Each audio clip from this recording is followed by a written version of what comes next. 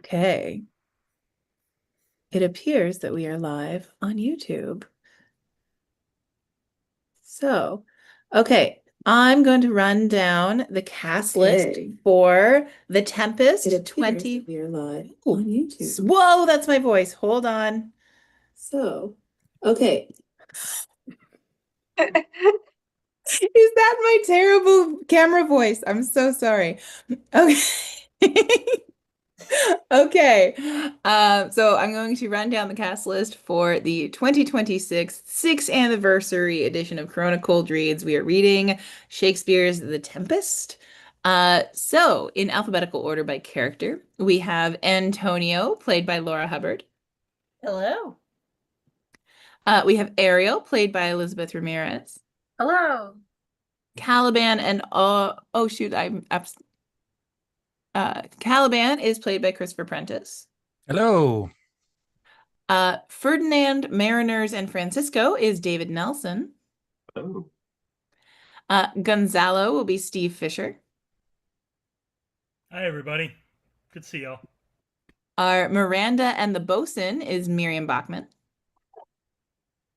Our Prospero is Elizabeth Morris. Hello. Sebastian, the Master, and Juno is Hilary Wartinger. Hi. Stephano, Alonso, and Ceres is Mark Kreder. Yellow. And our Trinculo, Iris, and Adrian is Melissa Wright. Hello. All right. So let us begin. The Tempest, Act 1, Scene 1. On a ship at sea, a tempestuous noise of thunder and lightning heard. Enter a master and a boatswain. Bosun! Here, master. What cheer? Good. Speak to the mariners. Fall to it yarely, or we'll run ourselves aground. Bestir! Bestir! Exit. Enter mariners. Aye, my hearts. Cheerly, cheerly, my hearts. Yar, yar, take in the topsail, tend to the master's whistle. Blow till thou burst thy wind, if room enough. Enter Alonso, Sebastian, Antonio, Ferdinand, Gonzalo, and others. Good Boatswain, have care. Where's the master? Play the men. Pray now, keep below. Where's the master, Boatswain? Do you not hear him? You mar our labor. Keep your cabins. You do assist the storm. Hey, good. Be patient. When the sea is, hey, who cares these roars for the name of king? To cabin, silence, trouble us not. Good, yet remember whom thou hast aboard. None that I more love than myself. You are a counselor. If you can command these elements to silence and work the peace of the present, we will not hand a rope more. Use your authority. If you cannot give thanks you have lived so long, and make yourself ready in your cabin for the mischance of the hour. If it so hap, cheerly, good hearts, out of our way, I say. Exit. I have great comfort from this fellow. Methinks he hath no drowning mark upon him. His complexion is perfect gallows. Stand fast, good fate, to his hanging. Make the rope of his destiny our cable, for our own doth little advantage. If he be not born to be hanged, our case is miserable. Exit. Re-enter boatswain. Down with the topmast. Yar, lower, lower. Bring her to try with the main course. A cry within. Plague on this howling. They are louder than the weather or our office. Re-enter Sebastian, Antonio, and Gonzalo. Again, what do you hear? Shall we give o'er and drown? Have you a mind to sink? Pox your throat, you bawling, blasphemous, and charitable dog. Work you then. Hang, cur! Hang, you whoreson, insolent noisemaker! We are less afraid to be drowned than thou art. I'll warrant him for drowning, though the ship were no stronger than a nutshell and as leaky as an unstanched wench. Lay her a hold, a hold. Set her 2 courses off to sea again. Lay her off. All lost, to prayers, all lost. Must our mouths be cold? The king and prince at prayers, lest assist them, for our case is as theirs. I'm out of patience. We are merely cheated of our lives by drunkards. This wide-chapped rascal would thou might lie drowning the washing of 10 tides. He'll be hanged yet, though every drop of water swear against it, and gape at widest to glut him. A confused noise within. Mercy on us! We split, we split! We split! Farewell, my wife and children! Split! Let's all sink with the king! Let's take leave of him. Exeunt Antonio and Sebastian. Now would I give 1,000 furlongs of sea for an acre of barren ground, long heath, brown furze, anything. The wills above be done, but I would fain die a dry death. Exeunt. Scene 2, the island before Prospero's cell. Enter Prospero and Miranda.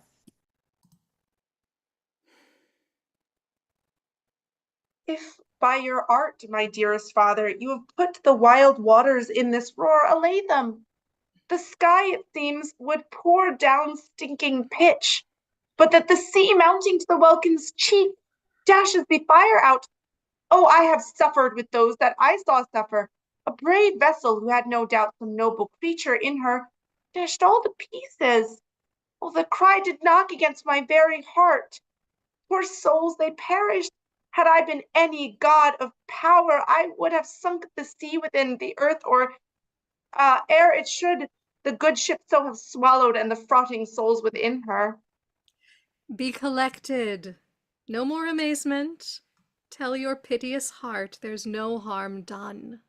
Oh, woe the day! No harm. I have done nothing but in care of thee, my dear one, thee, my daughter, who art ignorant of what thou art, not knowing of whence I am, nor that I am more better than Prospero, master of a full poor cell, and thy no greater father. More to know did never meddle with my thoughts. 'Tis time I should inform thee further. Lend thy hand and pluck my magic garment from me. So, lie there, my art. Wipe thou thine eyes, have comfort. The direful spectacle of the wreck, which touched the very virtue of compassion in thee, I have with such provision in mine art so safely ordered that there is no soul, no, not so much perdition as an hair betid to any creature in the vessel which thou heardst cry, which thou saw'st sink. Sit down, for thou must know farther. You have often begun to tell me what I am, but stopped and led me to a bootless inquisition, concluding, stay, not yet. The hour's now come. The very minute bids thee ope thy ear, obey, and be attentive. Canst thou remember a time before we came unto this cell? I do not think thou canst, for then thou wast not out 3 years old. Certainly, sir, I can. By what? By any other house or person? Of anything the image tell me that hath kept with thy remembrance. 'Tis far off, and rather like a dream than an assurance than my remembrance warrants. Had I not 4 or 5 women that once tended me? Thou hadst, and more, Miranda. But how is it that this lives in thy mind? What seest thou else in the dark backward and abyssum of time? If thou rememberest aught ere thou camest here, how thou camest here thou mayst. But that I do not. 12 years since, Miranda. 12 years since. Thy father was the Duke of Milan, and a prince of power. Sir, are not you my father? Thy mother was a piece of virtue, and she said thou wast my daughter. And thy father was Duke of Milan, and thou his only heir, and princess no worse issued. The heavens!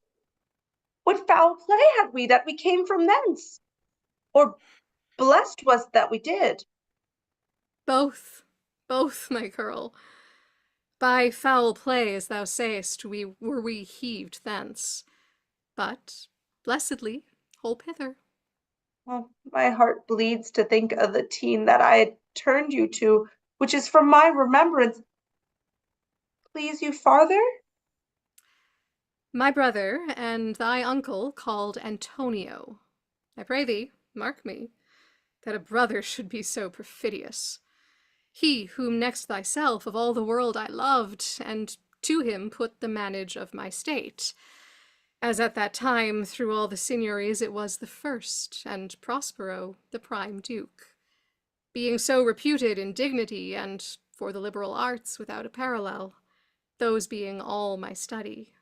The government I cast upon my brother, and to my state grew stranger, being transported and wrapped in secret studies. Thy false uncle. Dost thou attend me? Sir, most heedfully. Being once perfected how to grant suits, how to deny them, who to advance and who to trash for overtopping, new created the creatures that were mine, I say, or changed 'em, or else new formed 'em, having both the key of officer and office, set all the hearts of the state to what tune pleased his ear. That now he was the ivy with which hath hid my princely trunk, and sucked my verdure out on it. Thou attendest not. But, sir, I do. I pray thee, mark me. I, thus neglecting worldly ends, all dedicated to closeness and the bettering of my mind with that which, but being so retired, or prized all popular rate, in my false brother awaked an evil nature, and my trust, like a good parent, did beget of him a falsehood in its contrary as great as my trust was, which indeed hath no limit, a confidence sans bound. He being thus lorded, not only with what my revenue yielded, but what my power might else exact, like one who having unto truth by telling of it made such a sinner of his memory to credit his own lie, he did believe he was indeed the duke, out of the substitution and executing the outward face of royalty with all prerogative. Hence his ambitions growing. Dost thou hear? Your tale, sir, would cure deafness. To have no screen between this part he played and him he played for it, he needs will be absolute Milan. Me, poor man, my library was a dukedom large enough. Of temporal royalties he thinks me now incapable. Confederates, so dry was he for sway, with the King of Naples to give him annual tribute, do him homage, subject his coronet to his crown, and bend the dukedom yet unbowed, alas, poor Milan, to most ignoble stooping. What the heavens? Mark his condition and the event, then tell me if this might be a brother. I should sin to think but nobly of my grandmother. Good wombs have borne bad sons. Now the condition. The King of Naples, being an enemy to me inveterate, hearkens my brother's suit, which was that he, in lieu of the premises of homage, and I know not how much tribute, should presently extirpate me and mine out of the dukedom, and confer fair Milan with all the honors on my brother. Whereon a treacherous army levied, one midnight, fated to the purpose, did Antonio open the gates of Milan, and in the dead of darkness, the ministers for the purpose hurried thence, me and thy crying self. Black? For pity. I, not remembering how I cried out then, will cry it o'er again. It is a hint that rings mine eyes to it. Hear a little farther, and then I'll bring thee to the present business which now is upon us, without which this story were most impertinent. Wherefore did they not that hour destroy us? Well demanded, wench. My tale provokes that question. Dear, they durst not. So dear the love my people bore me, nor set a mark so bloody on the business, but with colours fairer painted their foul ends. In few, they hurried us aboard a bark, bore us some leagues to sea, where they prepared a rotten carcass of a boat, not rigged, nor tackle, sail, nor mast. The very rats instinctively had quit it. There they hoist us, to cry to the sea that roared to us, to sigh to the winds whose pity, sighing back again, did us but loving wrong. Alack, what trouble was I then to you? Oh, a cherubim thou wast that did preserve me. Thou didst smile, infused with a fortitude from heaven, when I have decked the sea with drops full salt, under my burden groaned, which raised in me an undergoing stomach to bear up against what should ensue. How came we ashore? By providence divine, some food we had, and some fresh water that a noble Neapolitan, Gonzalo, out of his charity, being then appointed master of this design, did give us, with rich garments, linens, stuffs, and necessaries, which since have steaded much. So, of his gentleness, knowing I loved my books, he furnished me from mine own library, with volumes that I prized above my dukedom. Would I might but ever see that man! Now I arise. Resumes his mantle. Sit still, and hear the last of our sea sorrow. Here, in this island we arrived, and here have I, thy schoolmaster, made thee more profit than other princesses can, that have more time for vainer hours, and tutors not so careful. Heavens, thank you for it. And now I pray you, sir, for still 'tis beating in my mind your reason for raising the sea storm. Know thus far forth, by accident most strange, bountiful fortune, now, my dear lady, hath mine enemies brought to this shore. And by my prescience I find my zenith doth depend upon a most auspicious star, whose influence, if now I court not but omit, my fortunes will ever after drop. Here, cease more questions. Thou art inclined to sleep. 'Tis a good dullness, and give it way. I know thou canst not choose. Miranda sleeps. Come away, servant, come. I am ready now. Approach my Ariel, come. Enter Ariel. All hail, great master. Grave sir, hail. I come to answer thy best pleasure, be it to fly, to swim, to dive into fire, to ride on the curled clouds. To thy strong bidding, task Ariel and all his quality. Hast thou, spirit, performed to point the tempest that I bade thee? To every article. I boarded the king's ship, now on the beak, now in the waist, in the deck, in every cabin. I flamed amazement. Sometimes I'll divide and burn in many places. On the topmast, the yards, the bowsprit, I would flame distinctly, and then meet and join. Jove's lightnings, the precursors of the dreadful thunderclaps, more momentary, and sight outrunning were not. The fire and cracks of sulphurous roaring, the most mighty Neptune seemed to besiege and make his bold waves tremble. Yea, his dread trident shake. Oh, my brave spirit, who was so firm, so constant, that this coil would not infect his reason? Not a soul, but felt a fever of the mad and played some tricks of desperation. But all but mariners plunged into the foaming brine and quit the vessel, then all afire with me. The king's son, Ferdinand, with hair up staring, then like reeds, not hair, was the first man that leaped, cried, "Hell is empty and all the devils are here!" Why, that's my spirit. But was not this nigh shore? Close by, my master. But are they, Ariel, safe? Not a hair perished. On their sustaining garments, not a blemish, but fresher than before.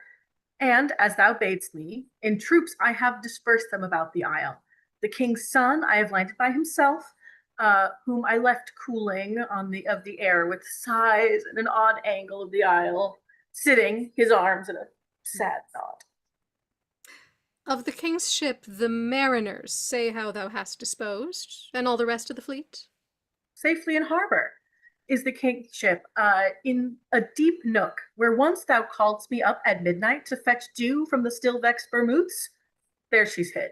The mariners all under hatches stowed, who, with a charm joined to their suffered labor, I have left asleep. And for the rest of the fleet, which I dispersed, they have all met again, and are on the Mediterranean float, bound sadly home for Naples, supposing that they saw the great king shipwrecked and his great person perish.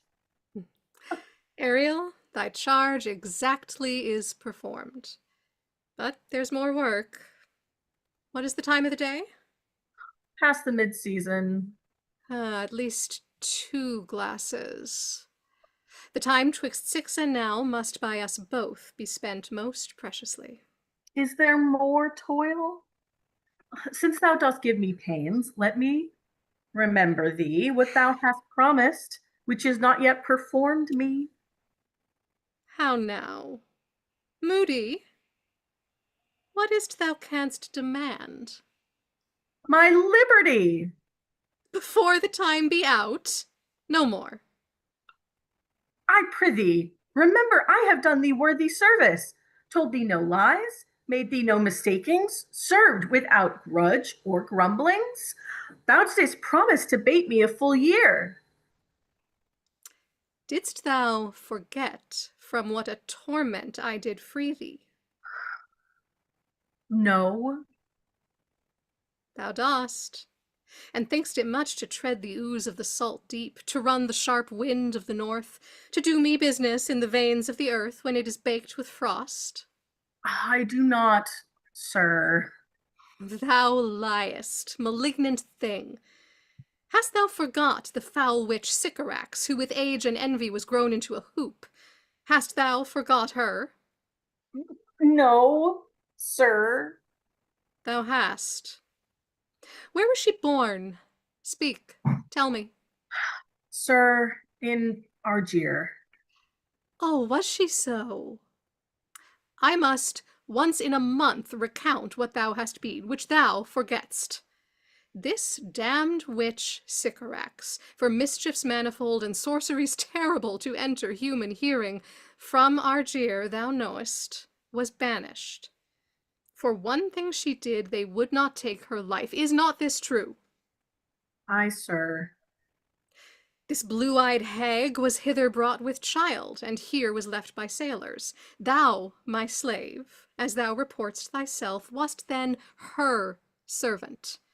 And, for thou wast a spirit too delicate to act her earthly and abhorred commands, refusing her grand tests, she did confine thee, by help of her more potent ministers, and in her most unmitigable rage, into a cloven pine, within which rift imprisoned thou didst painfully remain 12 years, within which space she died, and left thee there, where thou didst vent thy groans as fast as mill-wheels strike. Then was this island, save for the sun that she did litter here, a freckled whelp hag-born, not honored with a human shape. Yes, Caliban, her son. Dull thing, I say so. He, that Caliban, whom now I keep in service, thou best know'st what torment I did find thee in. Thy groans did make wolves howl and penetrate the breasts of ever-angry bears. It was a torment to lay upon the damned, which Sycorax could not again undo. It was mine art, when I arrived and heard thee, that made gape the pine and let thee out. I thank thee, master. If thou more murmurst, I will rend an oak, and peg thee in its knotty entrails till thou hast howled away 12 winters. Pardon, master. I will be correspondent to command, and do my spriting gently. Do so.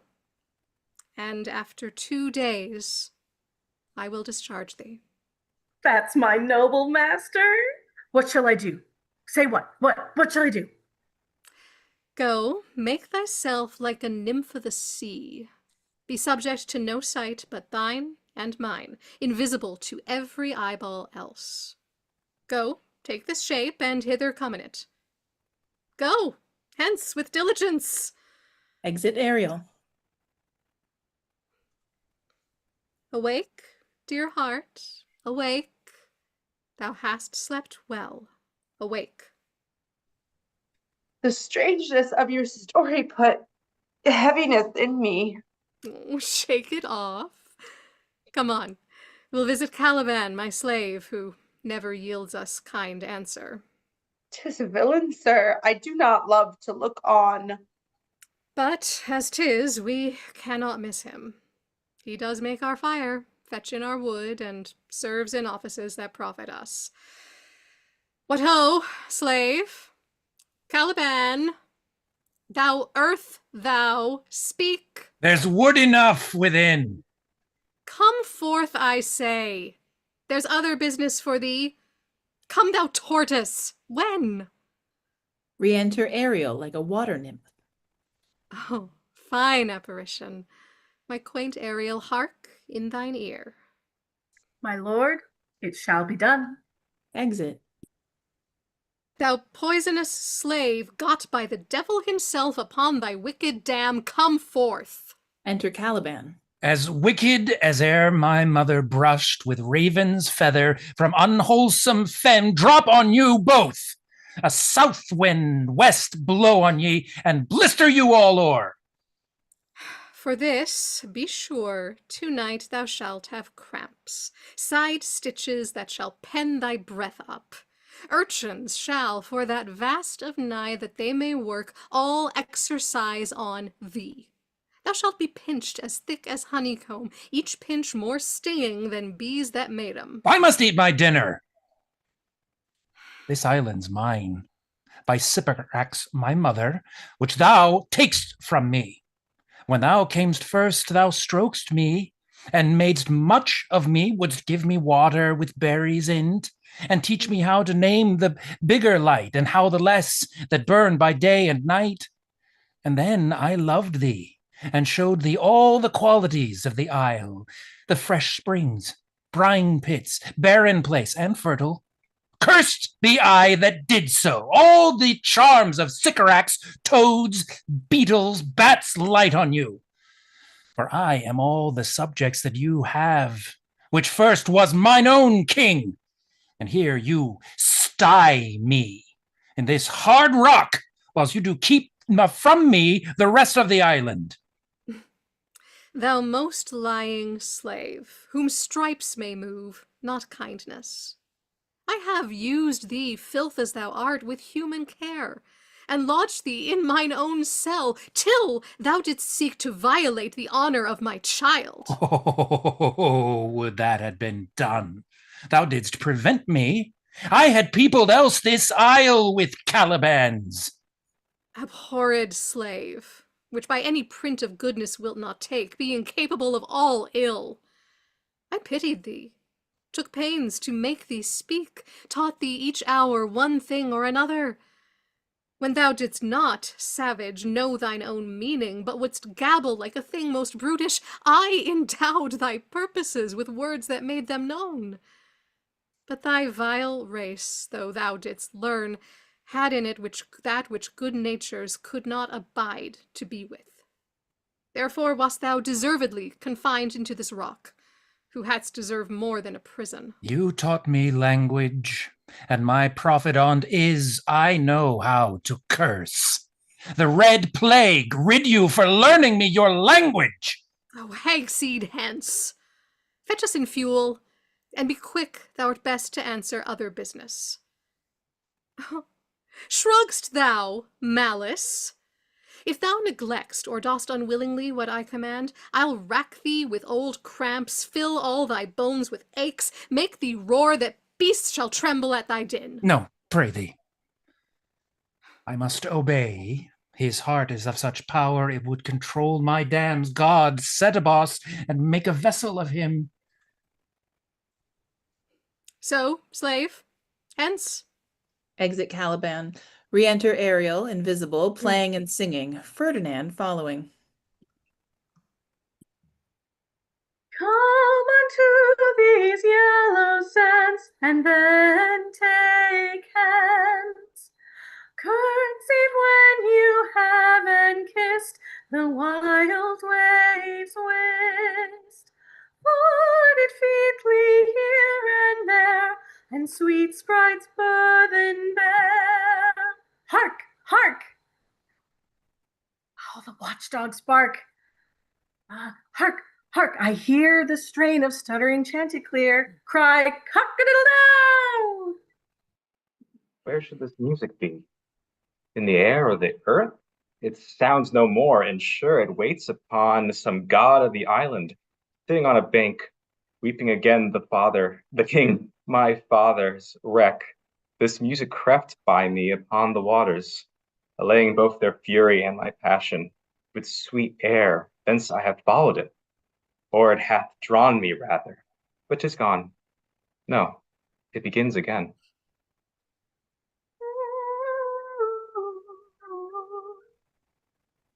Full fathom five thy, oh, is it me? Thy father, no, not me. Wait, is that me? I thought I just sang and you continued. I can't read. It's not clear. I think it's you. I think it's Ariel, but it is written very confusingly. I don't have a song for this one. Full fathom five thy father lies, of his bones are coral made. Those are pearls that were his eyes, nothing of him that doth fade, but doth suffer a sea change into something rich and strange. Sea nymphs hourly ring his knell. Ding dong, ding dong. Hark, now I hear them. Ding dong, bell. The ditty does remember my drowned father. This is no mortal business, nor no sound that the earth owes. I hear it now, above me. The fringed curtains of thine eye advance, and say what thou seest yond. What is't? A spirit? Lord, how it looks about. Believe me, sir, it carries a brave form, but 'tis a spirit. No, wench. It eats and sleeps, and hath such senses as we have such. This gallant which thou seest was in the wreck, and, but he's something stained with grief that's beauty's canker, thou mightst call him a goodly person. He hath lost his fellows, and strays about to find them. I might call him a thing divine, for nothing natural I ever saw so noble. It goes on, I see, as my soul prompts it. Spirit, fine spirit, I'll free thee within 2 days for this. Oh, sure, the goddess, on whom these airs attend, vouchsafe my prayers, may know if you remain upon this island, and that you will some good instruction give. How I may bear me here, my prime request, which I do last pronounce. Oh, you wonder if you be maid or no? No wonder, sir, but certainly a maid. My language, heavens, I am the best of them that speak this speech, were I but where 'tis spoken. How? The best? What wert thou if the King of Naples heard thee? A single thing, as I am now, that wonders to hear thee speak of Naples. He does hear me, and that he does I weep. Myself am Naples, who with mine eyes never since at ebb beheld the king, my father, wrecked. Alack for mercy! Yes, faith, and all his lords, the Duke of Milan and his brave son, being twain. The Duke of Milan and his more braver daughter could control thee, if now were fit to do it. At the first sight, they have changed eyes. Delicate Ariel, I'll set thee free for this. A word, good sir. I fear you have done yourself some wrong. A word. Why speaks my father so ungently? This is the third man that e'er I saw, the first that e'er I sighed for. Pity move my father to be inclined my way. Oh, if a virgin and your affection not come forth, I'll make you the Queen of Naples. Soft, sir. One word more. They are both in each other's powers. But this swift business I must uneasy make, lest too light winning make the prize light. One word more. I charge thee that thou attend me. Thou dost here usurp the name thou owest not, and hath put thyself upon this island as a spy to win it from me, the lord on it. No, as I am a man. Since nothing ill can dwell in such a temple, if the ill spirit have so fair a house, good things will strive to dwell within it. Follow me. Speak not you for him, he's a traitor. Come, I'll manacle thy neck and feet together. Sea water shalt thou drink. Thy food shall be the fresh brook mussels, withered roots, and husks wherein the acorn cradled. Follow. No, I will resist such entertainment till mine enemy has more power. Draws and is charmed from moving. Dear father, make not too rash a trial of him, for he's gentle and not fearful. What, I say, my foot my tutor? Put thy sword up, traitor, who makest a show but darest not strike. Thy conscience is so possessed with guilt. Come from thy ward, for I can here disarm thee with this stick, and make thy weapon drop. Beseech you, father. Hence hang not on my garments. Sir, have pity, I'll be his surety. Silence. One word more shall make me chide thee, if not hate thee. What, an advocate for an impostor? Hush! Thou think'st there is no more such shapes as he, having seen but him and Caliban. Foolish wench! To the most of men this is a Caliban, and they to him are angels. My affections are then most humble. I have no ambition to see a goodlier man. Come on, obey. Thy nerves are in their infancy again, and have no vigor in them. So they are. My spirits, as in a dream, are all bound up. My father's loss, the weakness which I feel, the wreck of all my friends, nor this man's threats to whom I am subdued, are but light to me. Might I but through my prison once a day behold this maid, all corners else of the earth, let liberty make use of. Space enough have I in such a prison. It works. Come on. Thou hast done well, fine Ariel. Follow me. Hark what thou shalt else do for me. Be of comfort. My father's of a better nature, sir, than he appears by speech. This is unwanted, which now came from him.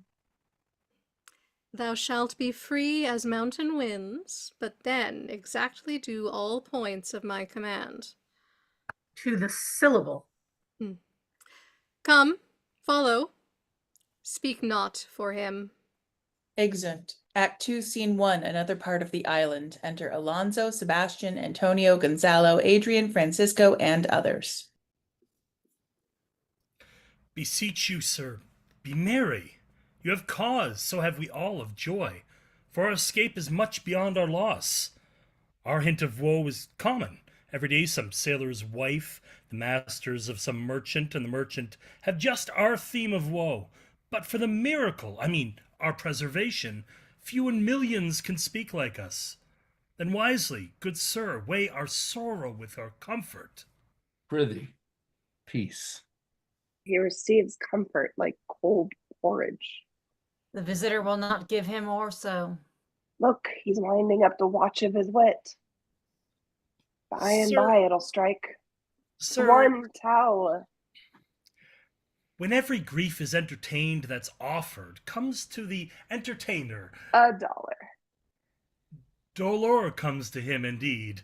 You have spoken truer than you purposed. You have taken it wiselier than I meant you should. Therefore, my lord, Fie, what a spendthrift is he of his tongue. I prithee, spare. well, I have done. But yet, He will be talking. Which of he or Adrian, for a good wager, first begins to crow? The old cock. The cockerel. Done. The wager? A laughter. A match. Though this island seems to be desert. So you're paid. Uninhabitable and almost inaccessible. Yet. He could not miss it. It must needs be of subtle, tender, and delicate temperance. Temperance was a delicate wench. Aye, and a subtle, as he is most learnedly delivered. The air breathes upon us here most sweetly. As if it had lungs, and rotten ones. Or as 'twere perfumed by a fen. Here is everything advantageous to life. True, save means to live. Of that there is none nor little. How lush and lusty the grass looks, how green. The ground indeed is tawny. With an eye of green in it. Oh, he misses not much. No, he doth, but mistake the truth totally. But the rarity of his, which is indeed almost beyond credit. As many vouched rarities are. Well, that our garments, being as they were drenched in the sea, hold notwithstanding their freshness and glosses, being rather new dyed than stained with salt water. If but one of his pockets could speak, would it not say he lies? Aye, or very falsely pocket up his report. Methinks our garments are now as fresh as when we put them on first in Afric, at the marriage of the king's fair daughter Claribel to the king of Tunis. 'Twas a sweet marriage, and we prosper well in our return. Tunis was never graced before with such a paragon to their queen. Not since Widow Dido's time. Widow! A pox on that. How came that widow in, Widow Dido?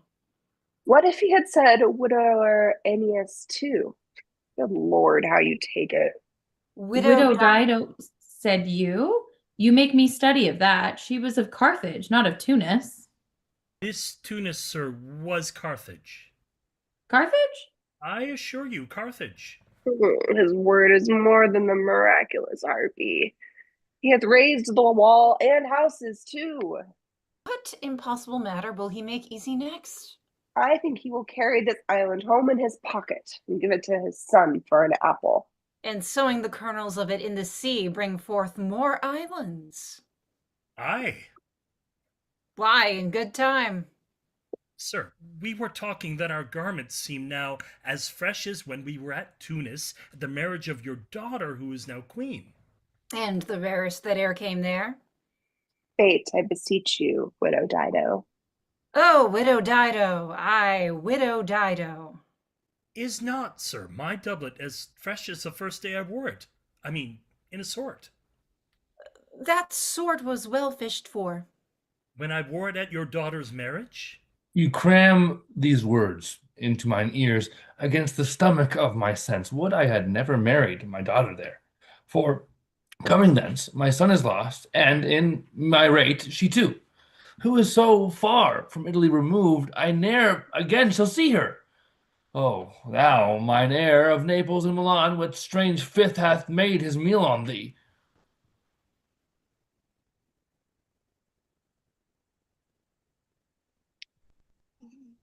Sir, he may live. I saw him beat the surges under him, and ride upon their backs. He trode the water, whose inevitably he flung aside, and breasted the surge most swollen that met him. His bold head above the contentious waves he kept, and oared himself with his good arms and lusty stroke to the shore that o'er his wave-worn basis bowed. As stooping to relieve him, I not doubt he came alive to land. No, he's gone. Sir, you may thank yourself for this great loss. I would not bless our Europe with your daughter, rather lose her to an African. Or at least she is banished from your eye, who hath cause to wet the grief on it. Prithee, peace. You were kneeled to and importuned otherwise by all of us, and the fair soul herself weighed down between loathness and obedience. At which end of the beam should bow, we have lost your son, I fear forever. Milan and Naples have more widows in them of this business making than we bring men to comfort them. The fault's your own. So is the dearest of the loss. My lord Sebastian, the truth you speak doth lack some gentleness and time to speak it in. You rub the sore when you should bring the plaster. Very well. And most urgently. It is foul weather in us all, good sir, when you are cloudy. Foul weather? Very foul. Had I plantation of this isle, my lord? He'd sow it with a nettle seed. Or docks, or mallows. And were the king on't, what would I do? Escape being drunk for want of wine. In the commonwealth I would by contraries execute all things, for no kind of traffic would I admit, no name of magistrate. Letters should not be known, riches, poverty, and use of service, none. Contract, succession, burn, bound of land, tilth, vineyard, none. No use of metal, corn, or wine, or oil, no occupation, all men idle, all, and women too, but innocent and pure. No sovereignty.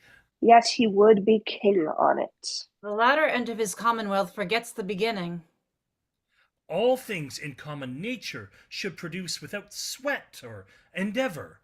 Treason, felony, sword, pike, knife, gun, or need of any engine would I not have, but nature should bring forth of its own kind all foison, all abundance to feed my innocent people.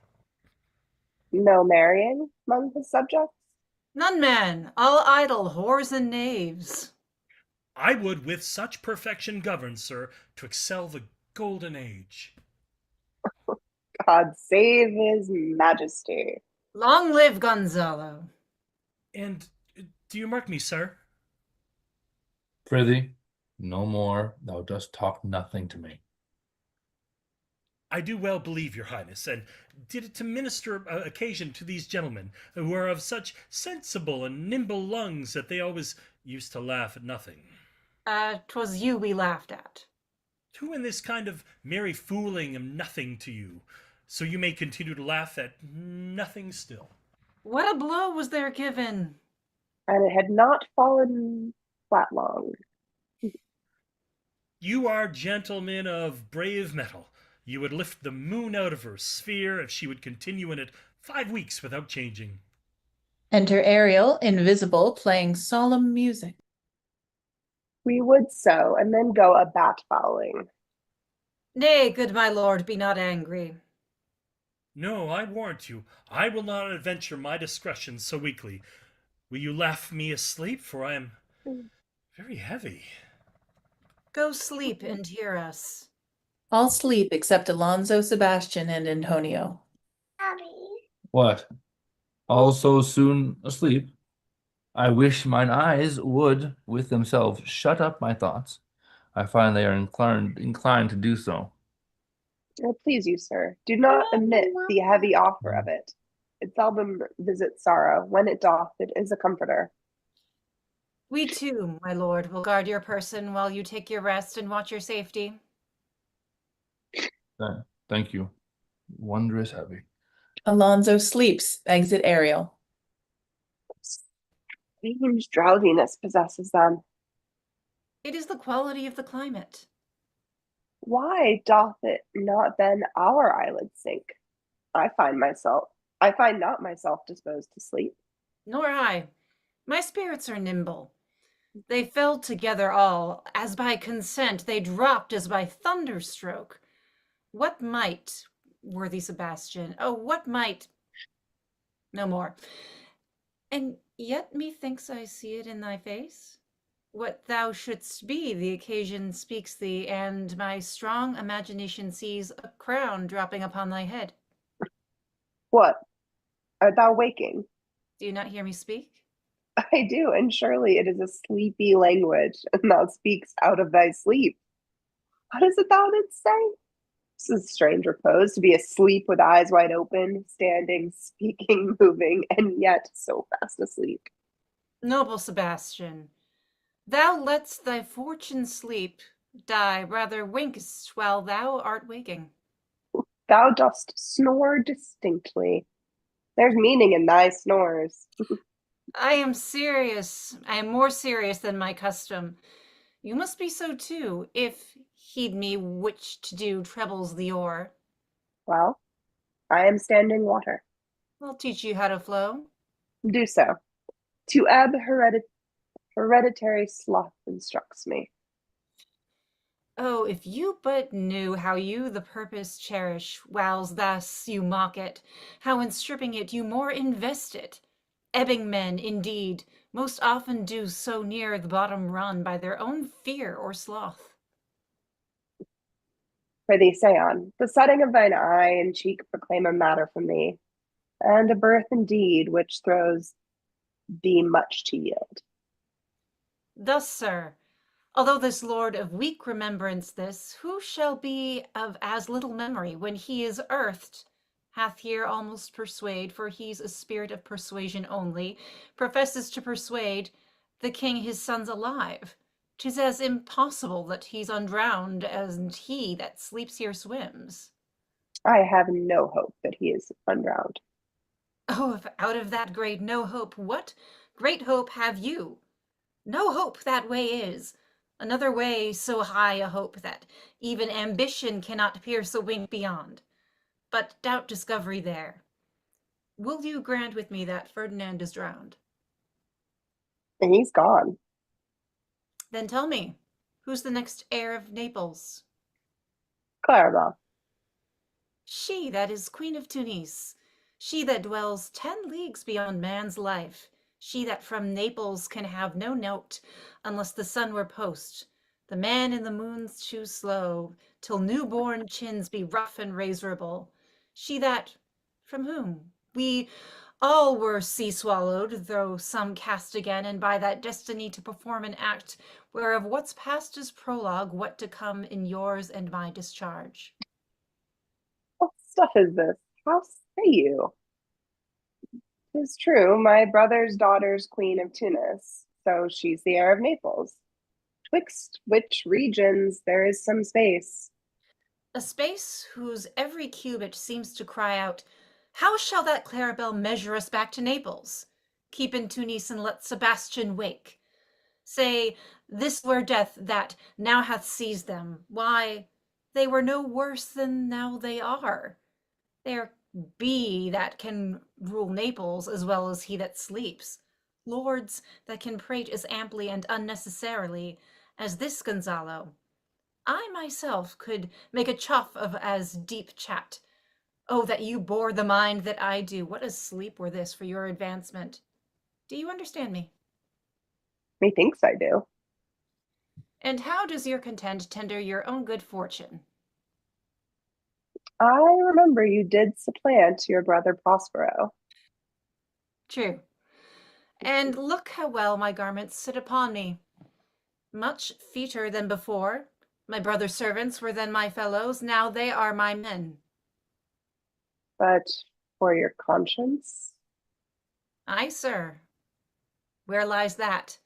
If 'twere a kibe, 'twould put me to my slipper, but I feel not this deity in my bosom. 20 consciences that stand twixt me and Milan. Candide be they, and melt ere they molest.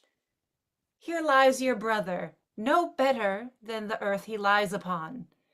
If he were that which now he's like, that's dead.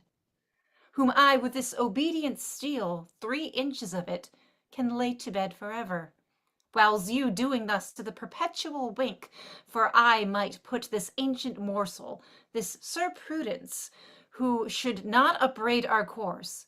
For all the rest, they'll take suggestion as a cat laps milk. They'll tell the clock to any business that we say befits the hour. Thy case, dear friend, shall be my precedent. As thou gotst to Milan, I'll come by Naples. Draw thy sword, one stroke shall free thee from the tribute which thou payest, and I, the king, shall love thee. Draw together, and when I rear my hand, do you the like, to fall it on Gonzalo. No, but one word. They talk apart. Re-enter Ariel invisible. My master, through his art, foresees the danger that you, his friend, are in, and sends me forth, for else his project dies, to keep them living.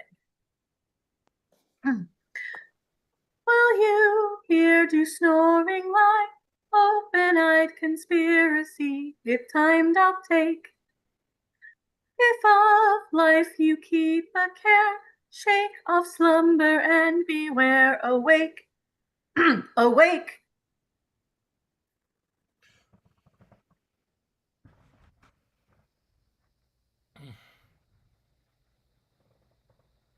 Antonio? Oh. And then let us both be sudden. And now, good angels, preserve the king. Why? They wait. How now? Oh, awake. Why are you drawn? Wherefore this ghastly looking? What's the matter? While we stood here, securing your repose, even now, we heard a hollow burst of bellowing like bulls, or rather, lions. Didn't it not wake you? Shook mine ear most terribly. I heard nothing. Oh, 'twas a dint of fright a monster's ear to make an earthquake. Sure, it was the roar of a whole herd of lions. Heard you this, Gonzalo? Upon mine honor, sir, I heard a humming, and then a strange one too, which did awake me. I shaked you, sir, and cried.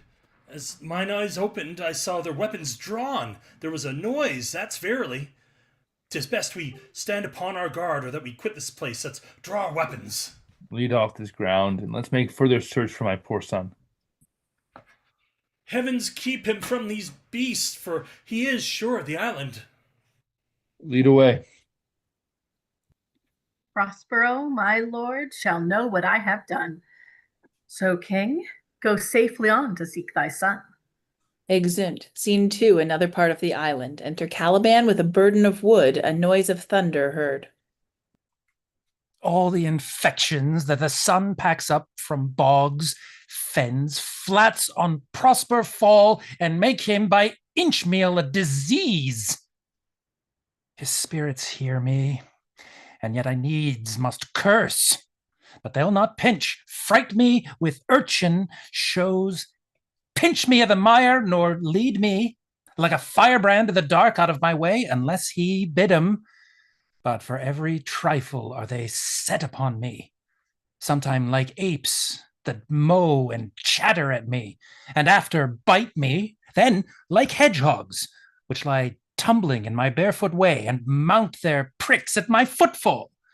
Sometime am I all wound with adders, who with cloven tongues do hiss me into madness. Enter Trinculo. Lo, now, lo. Here comes a spirit of his, and to torment me for bringing wood in slowly, I'll fall flat. Perchance he will not mind me.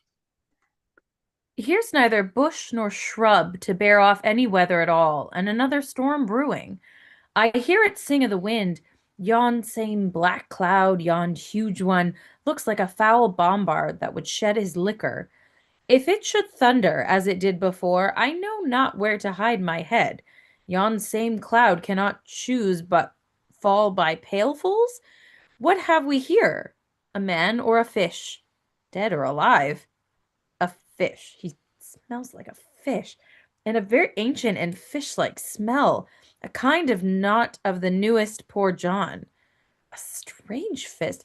Were I in England now, as once I was, and had but this fish painted, not a holiday fool there but would give a piece of silver. There would this monster make a man. Any strange beast there makes a man. When they will not give a doit to relieve a lame beggar, they will lazy out 10 to see a dead Indian. Legged like a man, and his fins like arms. Warm o' my troth, I do now let loose my opinion. Hold it no longer. This is no fish, but an islander that hath lately suffered by a thunderbolt. Alas, the storm is come again. My best is to creep under his gabardine. There is no other shelter hereabouts. Misery acquaints a man with strange bedfellows. I will here shroud till the dregs of the storm be past. Enter Stephano singing, a bottle in his hand. I shall no more to sea. Here shall I die ashore. This is a very scurvy tune to sing at a man's funeral. Well, here's my comfort. The master, the swabber, the boatswain, and I, the gunner and his mates, loved Moll, Megan, Marianne, and Marjorie, but none of us cared for the Kate, for she had a tongue with a twang, would cry to a sailor, "Go hang!" She loved not the savor of tar nor of pitch, and a tailor might scratch her wherever she did itch. Then to sea, boys, and let her go hang. This is a scurvy tune, too. But here's my comfort. Do not torment me! Oh! Whoa! What's the matter? Are we devils here? No. Do you put tricks upon with savages and men of id?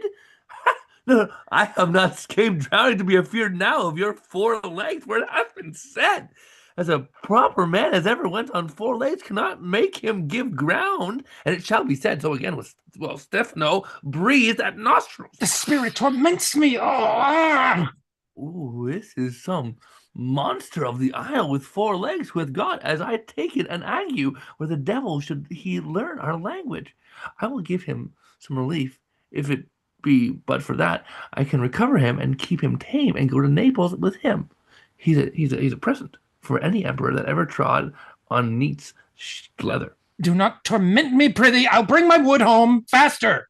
Oh, he's in his fit now, and does not talk after the wisest. He shall taste of my bottle, if he have never drunk wine afore, will go near to remove his fit. If I can recover him and keep him tame, I will not take too much for him. He shall pay for him that hath him, and that soundly. Thou dost me yet but little hurt. Thou wilt anon, I know it by thy trembling. Now, Prosper works upon thee. Oh, come on your ways. Open your mouth. Here is that which will give language to you. Cat, open your mouth. This will shake your shaking. I can tell you, and that soundly, you cannot tell who's your friend. Open your chops again. I should know that voice. It should be... But he is drowned, and these are devils. Oh, defend me. 4 legs and 2 voices, a most delicate creature. His forward voice now is to speak well of his friend. His backward voice is to utter foul speeches and to detract. If all the wine in my bottle will recover him, I will help his ague. Come, amen. I will pour some in thy other mouth. Stephano. Doth thy other mouth call me? Mercy, mercy. This is a devil and no monster. I will leave him. I have no long spoon. Stephano, if thou beest Stephano, touch me and speak to me, for I am Trinculo. Be not afeard, thy good friend Trinculo. If thou beest Trinculo, come forth. I'll pull thee by the lesser legs. If any be Trinculo's legs, these are they. Thou art very Trinculo indeed. How camest thou to be the siege of this mooncalf? Can he vent, Trinculo? I took him to be killed with a thunderstroke. But art thou not drowned, Stephano? I hope now thou art not drowned. Is the storm overblown? I hid me under the dead mooncalf's gabardine for fear of the storm.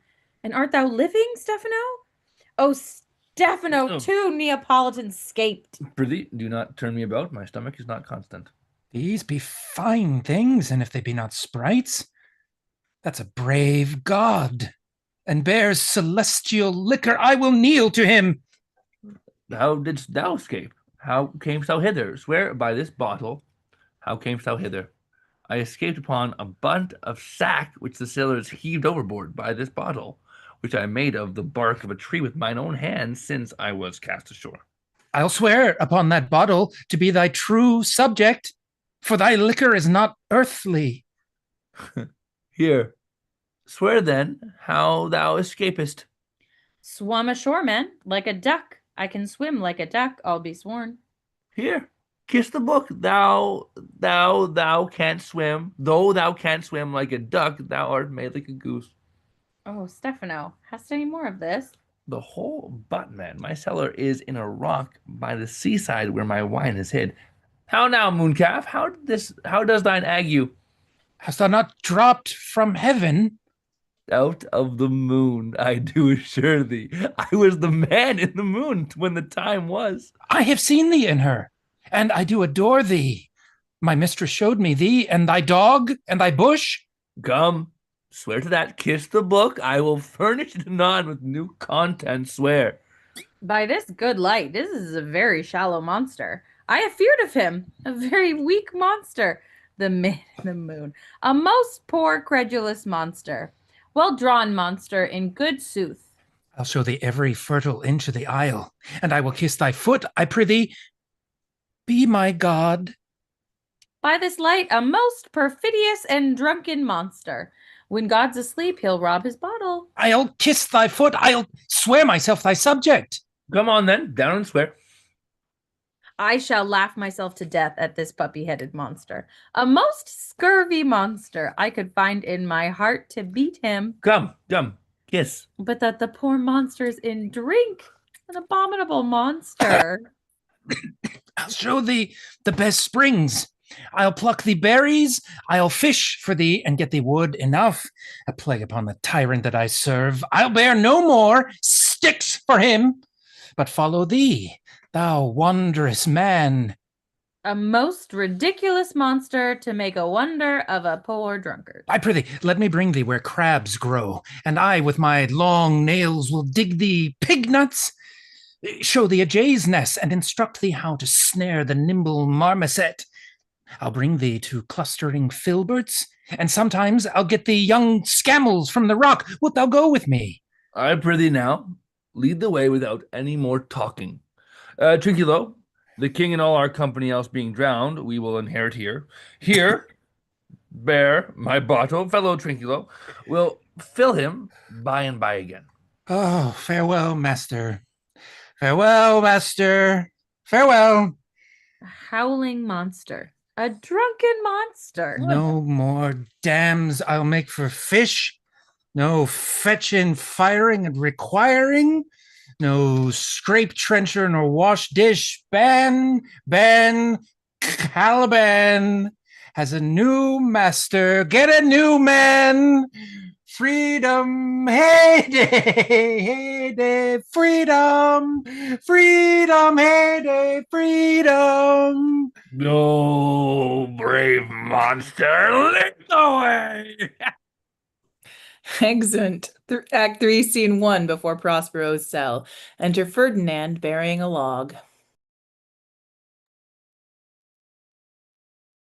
There be some sports are painful, and their labor delight in them sets off some kind of baseness, are nobly undergone, and most poor matters point to rich ends. This my mean task would be as heavy to me as odious, but the mistress which I serve quickens what's dead, and makes my labors pleasures. Oh, she is 10 times more gentle than her father's crabbed, and he's composed of harshness.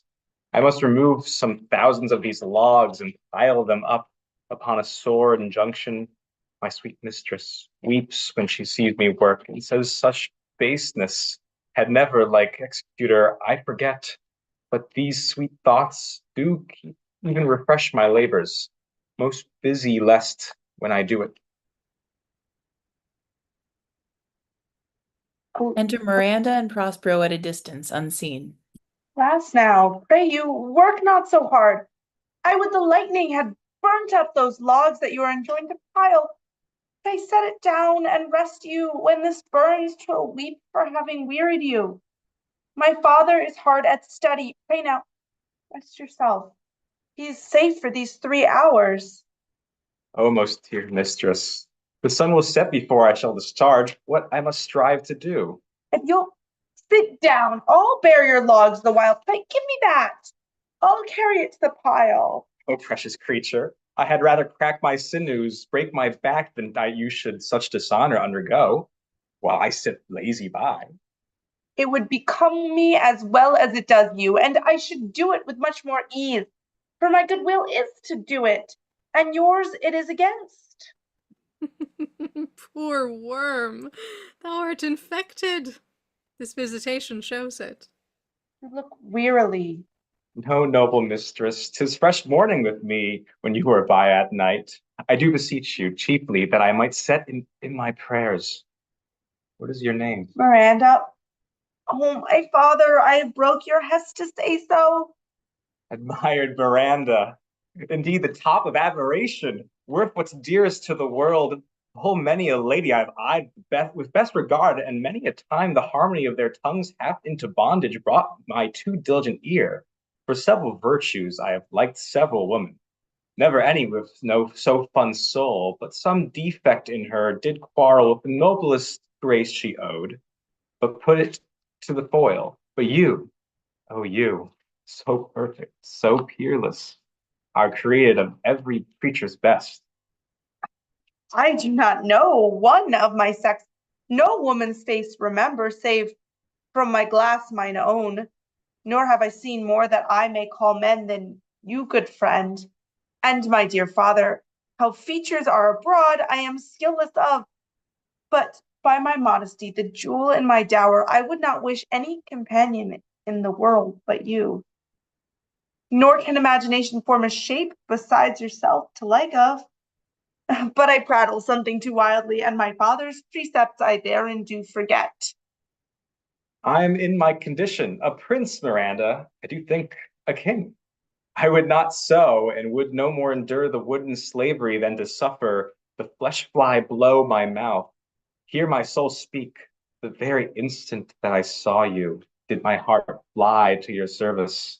There resides to make me slave to it, and for your sake, am I this patient log, man? Do you love me? Oh heaven, oh earth, bear witness sound, and crown what I profess with kind event, if I speak true, if wholly invert what best is boded me to mischief.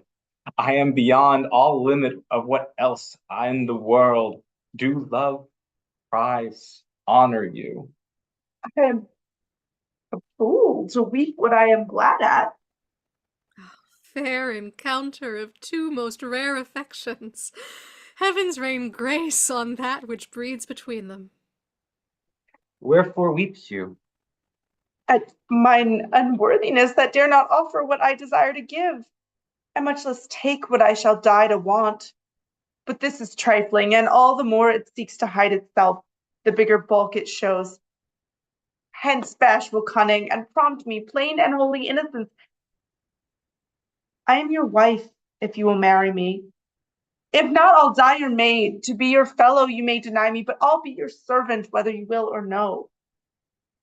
My mistress dearest, I thus humbly ever. My husband, then? I, with a heart as willing as bondage heir of freedom, here's my hand. And mine, with my heart in it.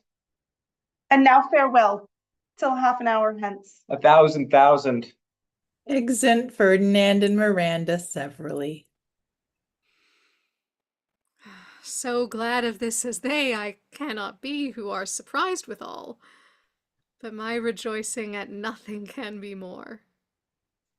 I'll to my book, for yet ere supper time I must perform much business appertaining. Exit. Scene 2, another part of the island. Enter Caliban, Stephano, and Trinculo. Tell not me. When the butt is out, we will drink water, not a drop before. Therefore, bear up, and boredom, servant monster, drink to me. Servant monster. The folly of this island. They say there's but 5 upon this isle. We are 3 of them. If the other 2 be brained like us, the state totters. Drink, servant monster, when I bid thee. Thy eyes are almost set in thy head. Where should they be set else? He were a brave monster indeed if they were set in his tail. My man monster hath drowned his tongue in sack. For my part, the sea cannot drown me. I swam, ere I could recover the shore, 35 leagues off and on. By this light, thou shalt be my lieutenant monster, or my standard. Your lieutenant, if you list. He's no standard. Will not run, monster. Nor go, neither, but you'll lie like dogs and yet say nothing, neither. Mooncalf, speak once in thy life, if thou beest a good mooncalf. How does thy honor? Let me lick thy shoe. I'll not serve him. He's not valiant. Thou liest, most ignorant monster. I am in case to justle a constable. Why, thou debauched fish, thou, was there ever man a coward that hath drunk so much sack as I today? Wilt thou tell a monstrous lie, being but half a fish and half a monster? Lo, how he mocks me! Wilt thou let him, my lord? Lord, quoth he, that a monster should be such a natural. Lo, lo again! Bite him to death, I prithee. Trinculo, keep a good tongue in your head. If you prove a mutineer, the next tree, the poor monster's my subject, and he shall not suffer indignity. I thanked my noble master. Wilt thou be pleased to hearken once again to the suit I made to thee? Mary, will I kneel and repeat it? I will stand, and so shall Trinculo. Enter Ariel, invisible. As I told thee before, I am subject to a tyrant, a sorcerer that by his cunning hath cheated me of the island. Thou liest. Thou liest! Thou jesting monkey, thou! I would my valiant master would destroy thee. I do not lie. Trinculo, if you trouble him any more in's tale, by this hand I will supplant some of your teeth. I've said nothing. Then, and no more. Proceed. I say, by sorcery he got this isle. From me he got it. If thy greatness will, revenge it on him. For I know thou darest, but this thing dare not. That's most certain. Thou shalt be lord of it, and I'll serve thee. How now shall this be compassed? Canst thou bring me to the party? Yea, my lord, I'll yield him thee asleep, where thou mayst knock a nail into his head. Thou liest, thou canst not. What a pied ninny's this, thou scurvy patch! I do beseech thy greatness, give him blows, and take his bottle from him. When that's gone, he shall drink naught but brine, for I'll not show him where the quick freshes are. Trinculo, run into no further danger. Interrupt the monster one word further, and by this hand I'll turn mercy out of doors and make a stockfish of thee. What did I? I did nothing. I'll go farther off. Didst thou not say he lied? Thou liest. Do I so? Take thou that. Beats Trinculo. Like this, give me the lie another time. I did not give the lie. Out of your wits and bearing too? A pox your bottle, this can sack and drinking do. A murrain on your monster, and the devil take your fingers. Now, forward with your tail, prithee stand farther off. Beat him enough. After a little time, I'll beat him too. Stand farther, come, proceed. Why, as I told thee, 'tis a custom with him the afternoon to sleep. There thou mayst brain him, having first seized his books, or with a log batter his skull, or paunch him with a stake, or cut his weazen with a knife. Remember first to possess his books, for without them he's but a sot as I am, not hath that one spirit to command. They all do hate him as rootedly as I burn but his books. He has brave utensils, for so he calls them, which when he has a house he'll deck withal, and that most deeply to consider is the beauty of his daughter. He himself calls her a nonpareil. I never saw a woman but only Sycorax, my dam, and she is far surpasseth Sycorax, as greats dost least. Is it so brave a lass? Aye, Lord, she will become thy bed, I warrant, and bring thee forth brave brood. Monster, I will kill this man. His daughter and I will be king and queen, save our graces, and Trinculo and thyself shall be viceroys. Dost thou like the plot, Trinculo? Excellent. Give me thy hand. I am sorry I beat thee, but while thou livest, keep a good tongue in thy head. Within this half hour will he be asleep? Wilt thou destroy him then? I, on mine honor. Oh, this I will tell my master. Thou makest me merry. I am full of pleasure. Let us be jocund. Will you troll the cat you taught me, but with erewhile? At thy request, monster, I will do reason, any reason. Come on, Trinculo. Let us sing. Flout him, then scout him, and scout him and flout him. Thought is free. That's not the tune. Ariel plays the tune on a tabor and pipe. What does this say? This is the tune of our cat, played by the picture of nobody. Okay. If thou beest a man, show thyself in thy likeness. If thou beest a devil, take as thou list. Oh, forgive me my sins. He that dies pays all debts. I defy thee, mercy upon us. Art thou afeard? No, monster, not I. Oh, be not afeard. The isle is full of noises, sounds and sweet airs that give delight and hurt not. Sometimes 1,000 twangling instruments will hum into mine ears, and sometimes voices that, if I then had waked after long sleep, will make me sleep again. And then, in dreaming, the clouds methought would open and show riches ready to drop upon me, that when I waked, I cried to dream again. This will prove a brave kingdom to me, where I shall have my music for nothing. When Prospero is destroyed. That shall be by and by. I remember the story.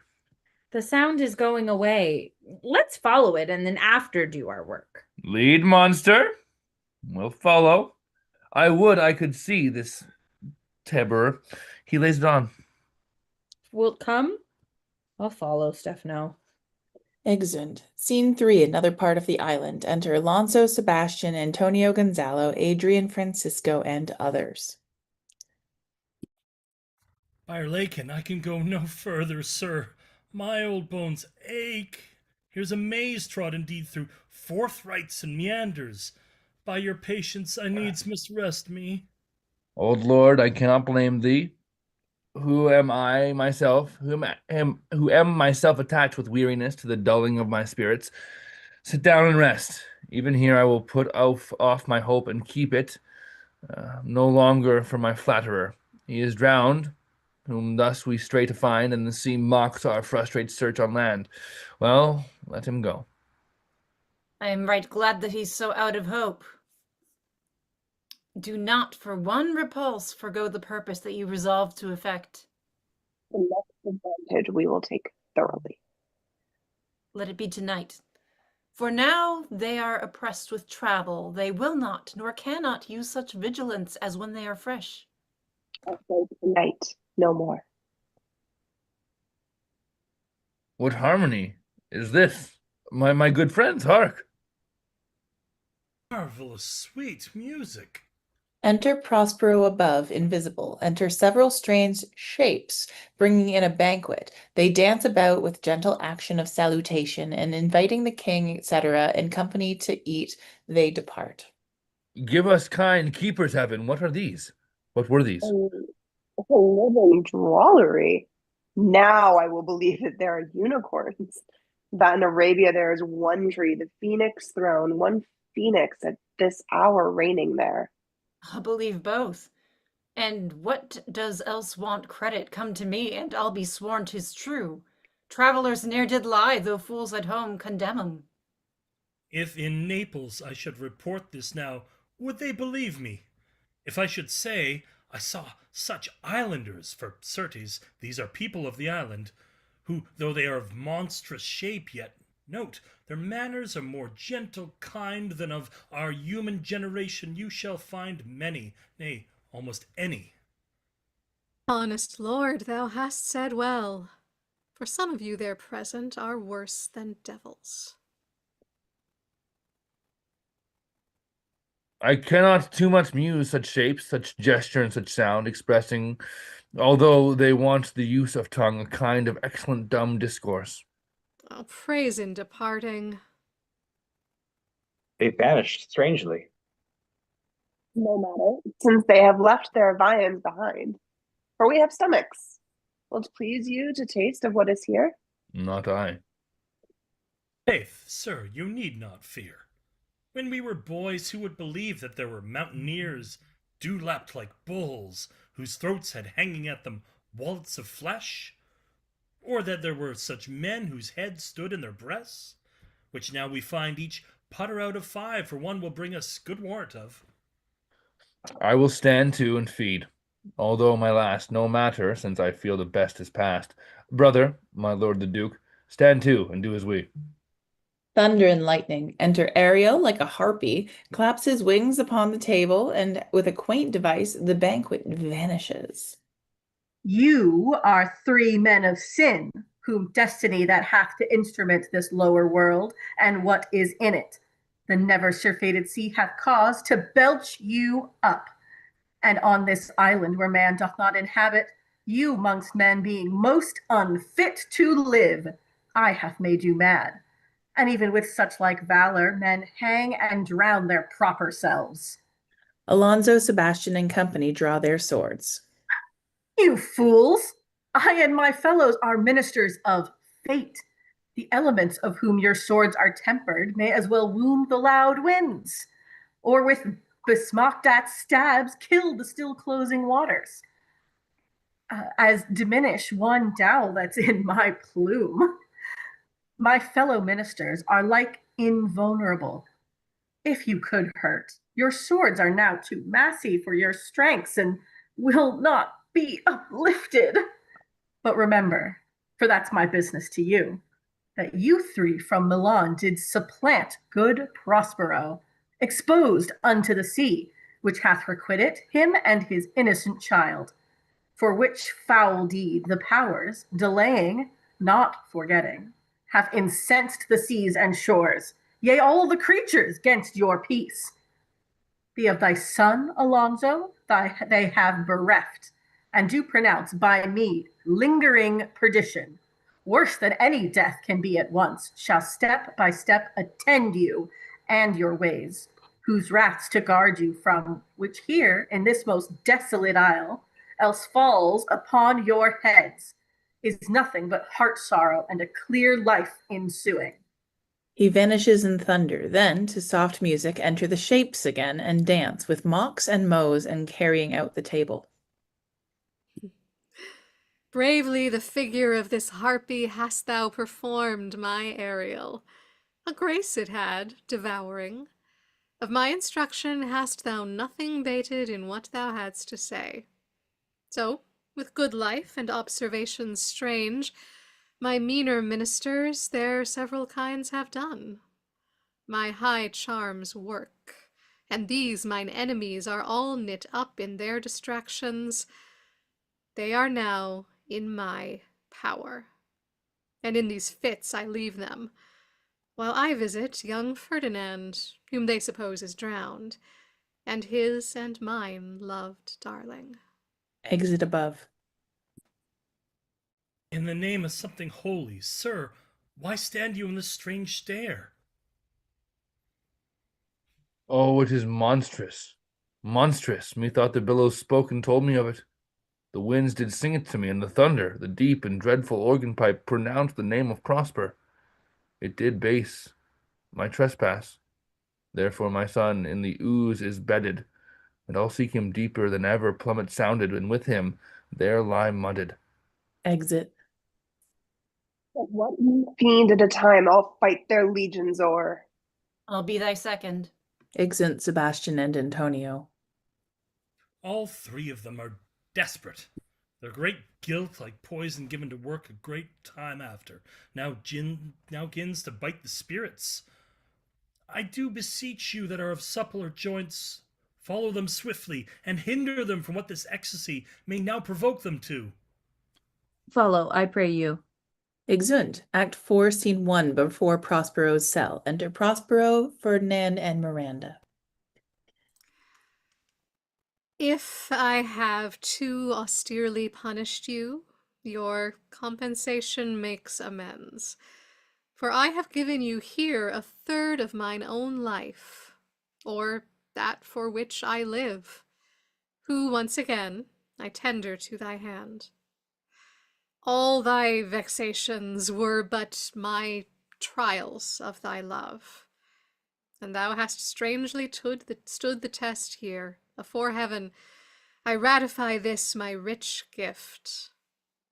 Oh, Ferdinand, do not smile at me that I boast her off, for thou shalt find she will outstrip all praise, and make it halt behind her. I do believe it against an oracle. Then, as my gift and thine own acquisition worthily purchased, take my daughter. But if thou dost break her virgin not before all sanctimonious ceremonies may with full and holy rite be ministered, no sweet aspersion shall the heavens let fall to make this contract grow. But barren hate, sour-eyed disdain, and discord shall bestrew the union of your bed with weeds so loathly that you shall hate it both. Therefore take heed, as Hymen's lamps shall light you.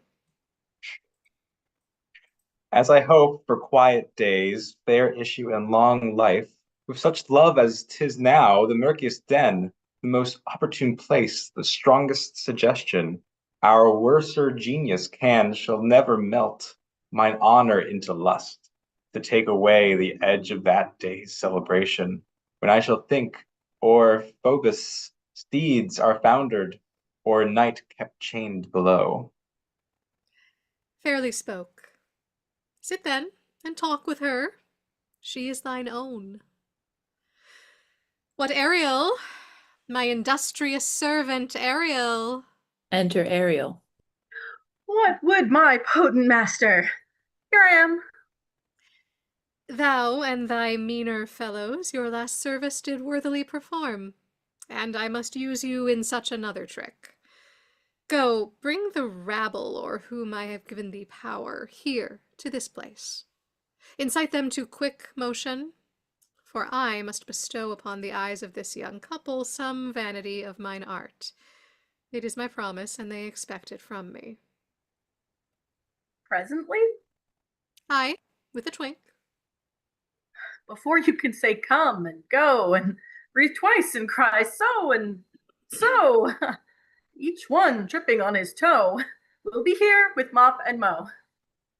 Do you love me, master? Dearly, my delicate Ariel. Do not approach till thou dost hear me call. Well, I conceive. Exit. Look thou be true. Do not give dalliance too much the rein.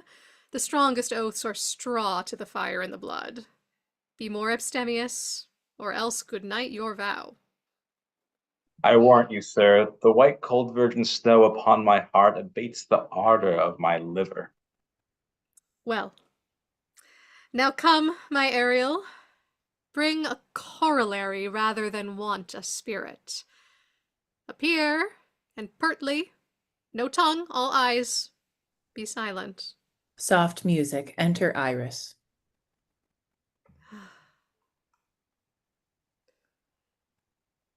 Iris is muted. Ceres, most bounteous lady, thy rich lees of wheat, rye, barley, vetches, oats, and peas, thy turfy mountains where live nibbling sheep, and flat meads thatched with stover them to keep, thy banks with peond and twilled brims, which spongy April at thy pest betrims, to make cold nymphs chaste crowns, and thy broom groves, whose shadow the dismissed bachelor loves, being last born, thy pole-clipped vineyard, and thy sea marge, sterile and rocky hard, where thou thyself dost err, the queen of the sky, whose watery arch and messenger am I, bids thee leave these, and with her sovereign grace, here on this grass plot, in this very place, to come and sport. Her peacocks fly amain, approach rich Ceres, her to entertain. Hail, Enter Ceres. many-colored messenger, that never dost disobey the wife of Jupiter, who with Thy saffron wings upon my flowers diffusest honey drops, refreshing showers, and with each end of thy blue bow dost crown my bosk acres and my unshrubbed down, rich scarf to my proud earth. Why hath thy queen summoned me hither? 'Tis to this short grassed green. A contract of true love to celebrate, and some donation freely to estate on the blessed lovers. Tell me, heavenly bow, if Venus or her son, as thou dost know, do now attend the queen, since they did plot that the means that dusky dis my daughter got, her and her blind boy's scandaled company I have forsworn. Of her society be not afraid. I met her deity, cutting the clouds towards Paphos and her son, dove drawn with her. Here thought they to have done some wanton charm upon this man and maid, whose vows are that no bedright shall be paid till Hymen's torch be lighted. But vain, Mars's hot minion is returned again. Her waspish-headed son has broke his arrows, swears he will shoot no more, but play with sparrows and be a boy right out. Highest queen of state, great Juno comes. I know her by her gait. Enter Juno. Oh, my bounteous sister, go with me to bless this twain, that they may prosperous be and honored in their issue. Honor, riches, marriage, blessing, long continuance and increasing, hourly joys be still upon you. Juno sings her blessings upon you. Earth's increase, foys in plenty, barns and garners never empty, vines and clustering bunches growing, plants with goodly burthen bowing. Spring come to you at the farthest, in the very end of harvest. Scarcity and want shall shun you. Ceres' blessings, so is on you. This is a most majestic vision, and harmoniously charmingly. May I be bold to think these spirits? Spirits, which by mine art I have from their confines called to enact my present fancies. Let me live here ever. So rare a wondered father and a wife makes this place paradise. Juno and Ceres whisper and send Iris on employment. Sweet now, silence. Juno and Ceres whisper seriously. There's something else to do. Hush and be mute, or else our spell is marred. You nymphs called naiads of the winding brooks, with your sedged crowns and even ever harmless looks, leave your crisp channels and on this green land answer your summons, Juno does command. Come, temperate nymphs, and help to celebrate a contract of true love, be not too late. Enter certain nymphs. You sunburnt sickle men of August weary, come hither from the furrow and be merry. Make holiday, your rye straw hats put on, and these fresh nymphs encounter every one in country footing. Enter certain rapers, properly habited. They join with the nymphs in a graceful dance, towards the end whereof Prospero starts suddenly and speaks, after which, to a strange, hollow, and confused noise, they heavily vanish. Oh, I had forgot that foul conspiracy of that beast Caliban and his confederates against my life. The minute of their plot is almost come. Well done. Avoid. No more. It's strange. Your father's in some passion that works him strongly. Never till this day saw I him touched with anger so distempered. You do look, my son, in a moved sort, as if you were dismayed. Be cheerful, sir. Our revels now are ended. These, our actors, as I foretold you, were all spirits, and are melted into air, into thin air. And, like the baseless fabric of this vision, the cloud-capped towers, the gorgeous palaces, the solemn temples, the great globe itself, ye all which it inherit, shall dissolve. And like this insubstantial pageant faded, leave not a rack behind. We are such stuff as dreams are made on, and our little life is rounded with a sleep. Sir, I am Vexed. Bear with my weakness. My brain is troubled. Be not disturbed with my infirmity. If you be pleased, retire into my cell, and there repose. A turn or two I'll walk, to still my beating mind. We wish your peace. We wish your peace. Exit. Come, with a thought I thank thee, Ariel. Come. Enter Ariel. Thy thoughts I cleave to. What's thy pleasure? Spirit, we must prepare to meet with Caliban. Aye, my commander. When I presented Ceres, I thought to have told thee of it, but I feared lest I might anger thee. Say again, where didst thou leave these varlets?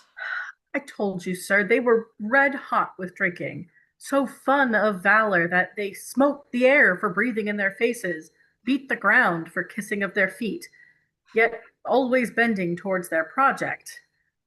Then I beat my tabor, at which, like unbacked colts, they pricked their ears, advanced their eyelids, lifted up their noses as they smelt music. So I charmed their ears, that calf-like they my lowing followed through toothed briars, sharp furzes, pricking gossamer thorns, which entered their frail shins. At last, I left them in the filthy mantled pool beyond your cell. They are dancing up to the chins that the foul lake o'erstunk their feet. This was well done, my bird. Thy shape invisible retain thou still.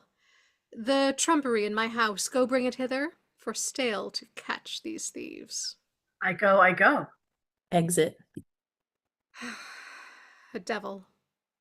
A born devil, on whose nature nurture can never stick. On whom my pains, humanely taken, all lost, quite lost. And as with age his body uglier grows, so his mind cankers. I will plague them all, even to roaring. Re-enter Ariel, loaden with glistening apparel and company. Come, hang them on this line. Prospero and Ariel remain invisible. Enter Caliban, Stephano, and Trinculo, all wet. Pray tread softly, that the blind mole may not hear a footfall. We are now near his cell. Monster, your fairy, which you say is a harmless fairy, has done little better than played the jack with us. Monster, I do smell all horse piss, Ugh. at which my nose is in great indignation. So is mine. Do you hear, monster? If I should take a displeasure against you, look you. Thou wert but a lost monster. Good my lord, give me thy favor, still be patient. For the prize I'll bring thee to shall hoodwink this mischance. Therefore speak softly, all hushed as midnight yet. Aye, but to lose our bottles in the pool. There's not only disgrace and dishonor in that, monster, but an infinite loss. That's more to me than my wetting. Yet this is your harmless fairy monster. I will fetch off my bottle, though I be over years, for my labor. Prithee, my king, be quiet. Seest thou here, this is the mouth of the cell. No noise, and enter. Do that good mischief which may make this island for thine own forever, and I thy Caliban, for I thy footlicker. Give me thy hand. I do begin to have bloody thoughts. Oh, King Stephano. Oh, here, a worthy Stephano. Look what a wardrobe here is for thee. Oh, let it alone, thou fool. It is but trash. Oh, monster. We know what belongs to a frippery. Oh, King Stephano. Put off that gown, Trinculo. By this hand, I'll have that gown. Thy grace shall have it. The dropsy drowned this fool. What do you mean to dote thus on such baggage? Let's alone, and do the murder first. If he awake from toe to crown, he'll fill our skins with pinches, make us strange stuff. Be you quiet, monster. Mistress Line, is this not my jerkin? Now is this jerkin under the line? Now, jerkin, you are like to lose your hair and prove a bald jerkin. Do. We steal by line and level, ain't like your grace. I thank thee for that jest. Here's a garment for it. Wit shall not go unrewarded while I am king of this country. Steel by line and level is an excellent passive pass. There's another garment for it. Monster, come, put some line upon your fingers Yeah. and away with the rest. Come on. I will have none on't. We shall lose our time, and all be turned to barnacles or to apes with foreheads villainous low. Monster, lay to your fingers. Help to bear this away where my hogshead of wine is, or I'll turn you out of my kingdom. Go to. Carry this. And this. I end this. A noise of hunters heard. Enter divers spirits in shape of dogs and hounds and hunt them about. Prospero and Ariel setting them on. Hey, mountain, hey! Silver! Aye, there it goes, silver! Fury, fury, there, tyrant, there! Hark, hark! Caliban, Stephano, and Trinculo are driven out. Go, charge my goblins, that they grind their joints with dry convulsions, shorten up their sinews with aged cramps, and more pinch-spotted make them than pard or catamountain. Hark, they roar. Let them be hunted soundly. At this hour lie at my mercy all mine enemies. Shortly shall my labors end, and thou shalt have the air at freedom. For a little follow and do me service. Exit. Act 5, Scene 1, before Prospero's cell. Enter Prospero in his magic robes and Ariel.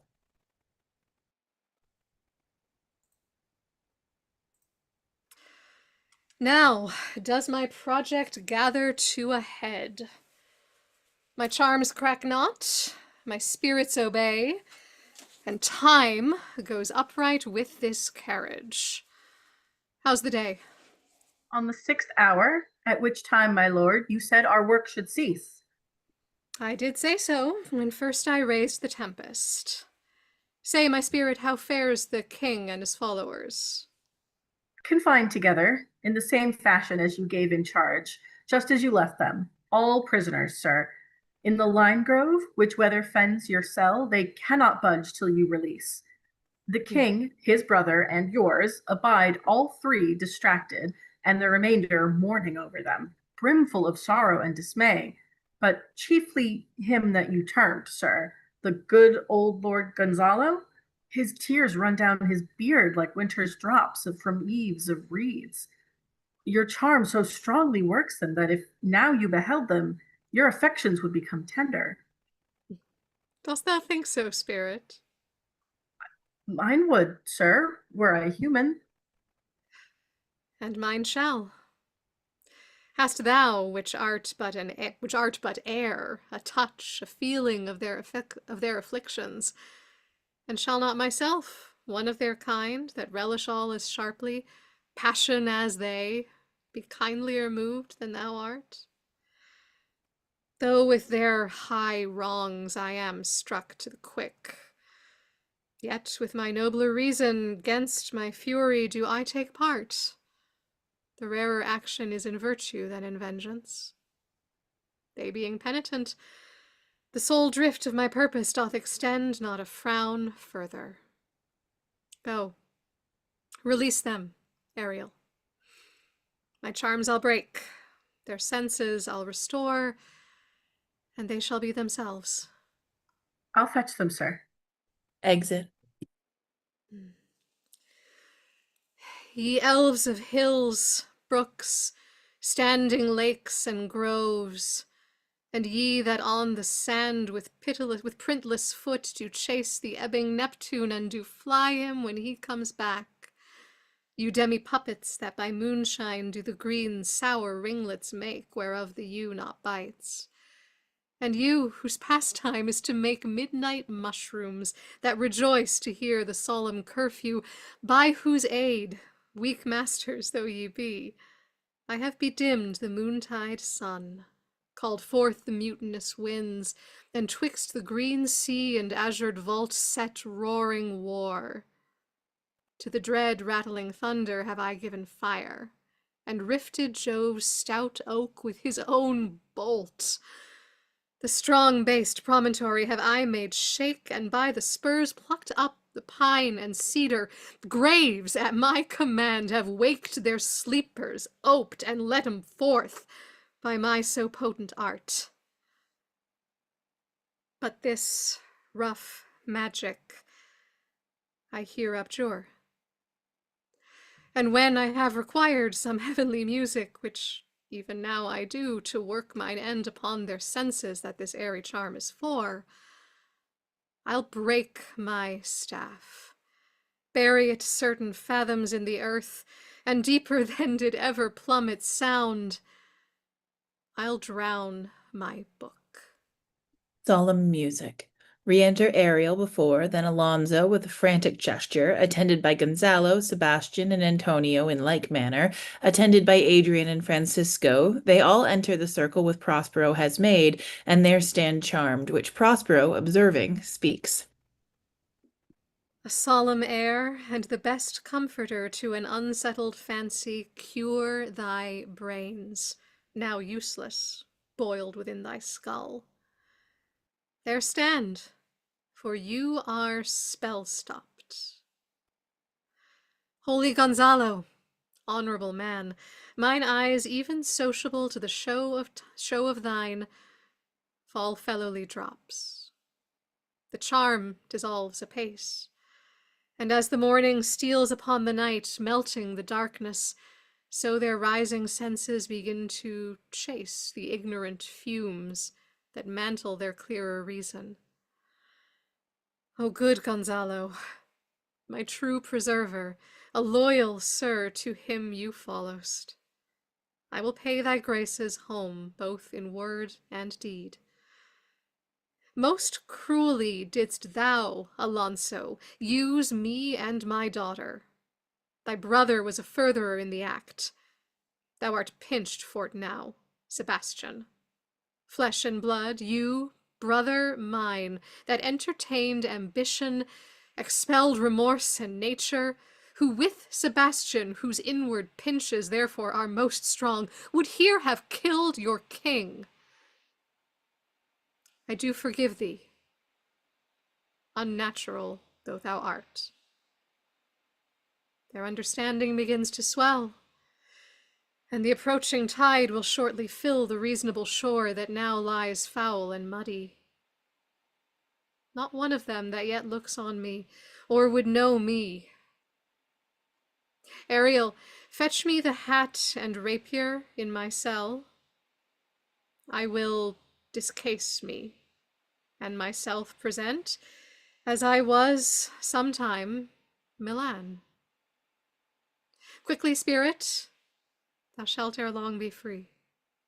Ariel sings and helps to attire him. Where the bee sucks, there suck I. In a cowslip spell I lie. There I couch when owls do cry. On the back I do fly. After summer merrily, merrily, merrily shall I live now, under blossom that hangs on bough. Why, that's my dainty Ariel. I shall miss thee. But yet thou shalt have freedom. So. To the king's ship, invisible as thou art, there shalt thou find the mariners asleep under the hatches, the master and the boatswain being awake, and force them to this place, and presently, I prithee. I drink the air before me and return, or ere your pulse twice beat. Exit. All torment, trouble, wonder, and amazement inhabits here. Some heavenly power guide us out of this fearful country. Behold, Sir King, the wronged Duke of Milan, Prospero. For more assurance that a living prince does now speak to thee, I embrace thy body, and to thee and thy company I bid a hearty welcome. Whether thou beest here, no, or some enchanted trifle to abuse me, as late I have been. I not know.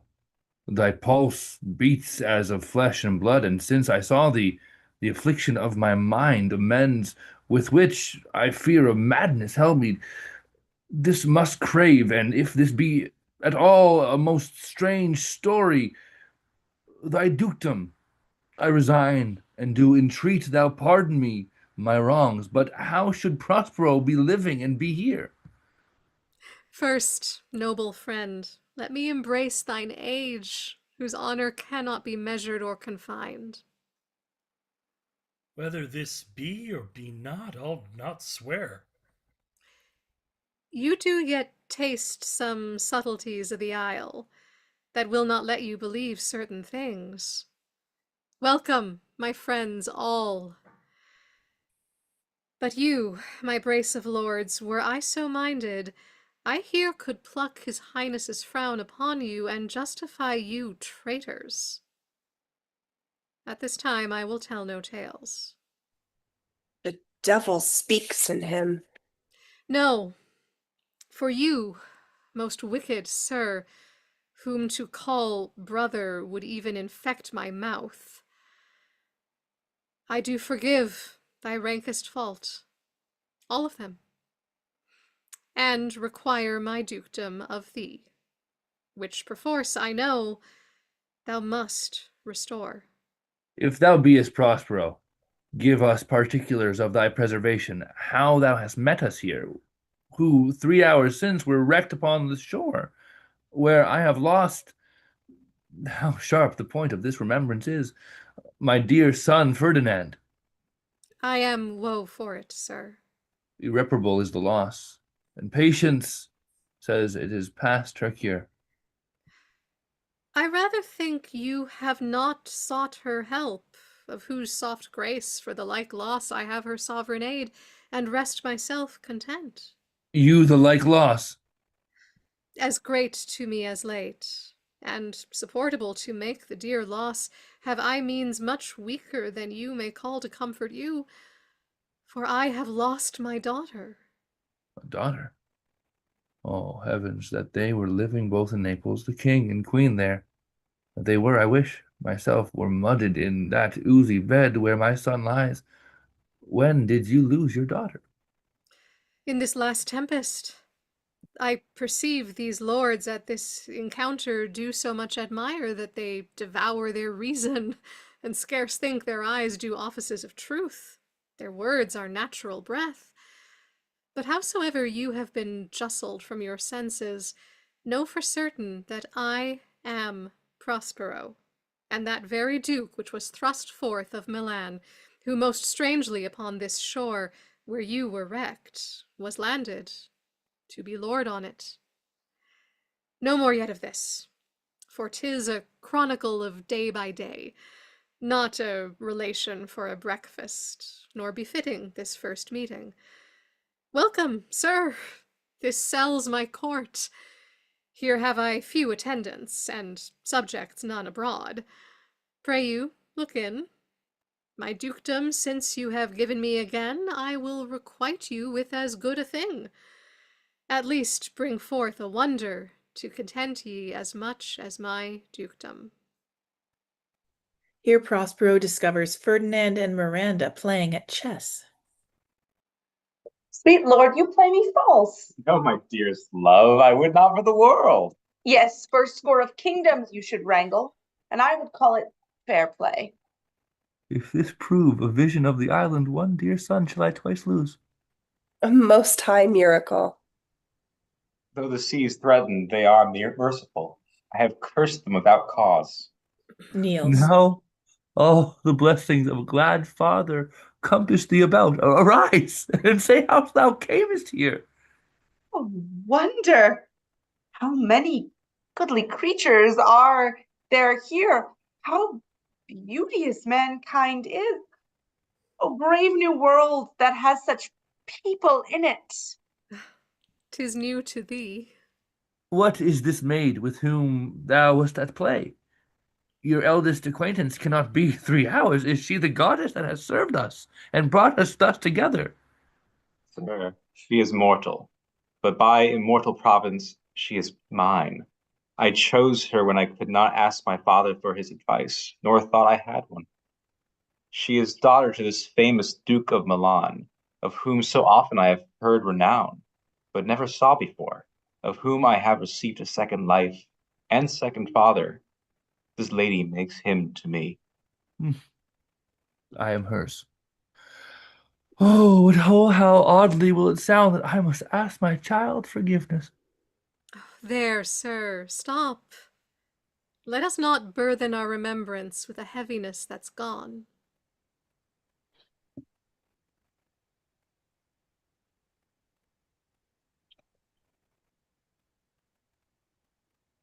I have inly wept, or should have spoke ere this. Look down, you God, and on this couple drop a blessed crown, for it is you that have chalked forth the way which brought us hither. I say amen, Gonzalo. Was Milan thrust from Milan, that his issue should become kings of Naples? Oh, rejoice beyond a common joy, and set it down with gold on lasting pillars. In one voyage did Claribel her husband find at Tunis, and Ferdinand, her brother, found a wife where he himself was lost. Prospero his dukedom in a poor isle, and all of us ourselves, when no man was his own. Give me your hands. Let grief and sorrow still embrace his heart that doth not wish you joy. Be it so. Amen. Re-enter Ariel with the master and boatswain amazedly following. Oh, look, sir, look, sir. Here's more of us. I prophesied if a gallows were on land, this fellow could not drown. Now, blasphemy, that swears grace overboard. Not an oath on shore? Hast thou no mouth by land? What is the news? The best news is that we have safely found our king and company. The next, our ship, which but 3 glasses since we gave out split, is tight and yar and bravely rigged as when we first put out to sea. All this, sir, all this service have I done since I went. My tricksy spirit. These are not natural events. They strengthen from strange to stranger. Say, how came you hither? If I did think, sir, I were well awake, I'd strive to tell you. We were dead of sleep, and now we know not, all clapped under hatches, where but even now, with strange and several noises of roaring, shrieking, howling, jingling chains, and more diversity of sounds, all horrible, we were awaked. Straightway at liberty, where we in all her trim freshly beheld our royal, good, and gallant ship, our master capering to eye her, on a trice, so please you, even in a dream were we divided from them and were brought moping hither. Was't well done? Bravely, my diligence. Thou shalt be free. This is as strange a maze as ever men trod, and there is in this business more than nature was ever conduct of. Some oracle must rectify our knowledge. Sir, my liege, do not infest your mind with beating on the strangeness of this business.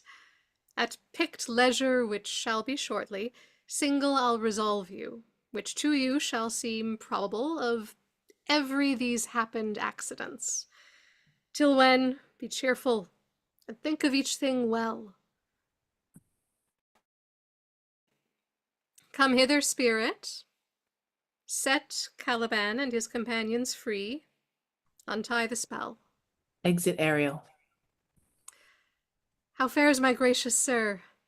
There are yet missing of your company some few odd lads that you remember not?